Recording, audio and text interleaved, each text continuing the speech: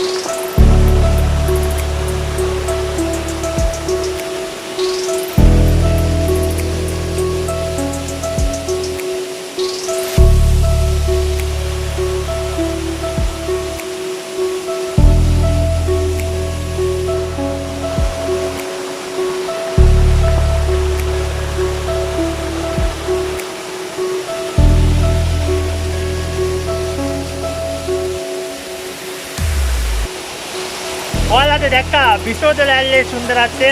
මේක මන් තියෙන ලොකේෂන් එකත් ඔයාලට කිව්වා. මායාදුන්න රජුගේ ඉතිහාස කතාවත් එක්ක බැඳලා තමයි මේ ඇල්ල තියෙන්නේ.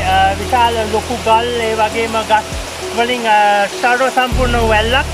ඒකත් එක්ක ඔයාලා මෙතෙන්ට අනිවාර්යෙන් එනවා නම් පොඩ්ඩක් මතක තියාගන්න මේකේ ස්වභාව සෞන්දර්යය ඒ විදිහටම රැක ගන්න උදව් වෙන්න ගේන බියර් බෝතල් අන්න ඒ වගේ පොලිතීන් ප්ලාස්ටික් දේවල් මේකේ දාලා යන්න එපා. පුළුවන් තරම් අරන් යන්න. මොකද මගේ YouTube channel එකෙන් ඔයාලට මේවා පෙන්වන්නේ ලොකු විශ්වාසයක් ඇතුව මම ඔයාලා විශ්වාස කළා.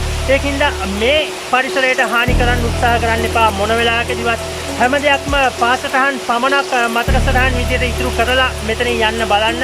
ඒ වගේම තාම මගේ channel එක subscribe කරලා නැත්නම් දැම්ම subscribe කරන්න. ඒ ළඟ තියෙන bell button එකත් click කරන්න. එතකොට මම දාන වීඩියෝ එකක් ඔයාලට අනිවාර්යෙන් බලා ගන්න පුළුවන් වෙයි. ඒකත් එක්ක ළඟදීම අලුත් වැඩසටහනින් හම්බෙන ලොකු බලාපොරොත්තුවක් ඇතුව අදට මම ඔයාලගෙන් සමුගන්නම්. එතකන් පරස්සමෙන් ඉන්න මතක තියාගන්න මගේ YouTube channel එක Mourya Pro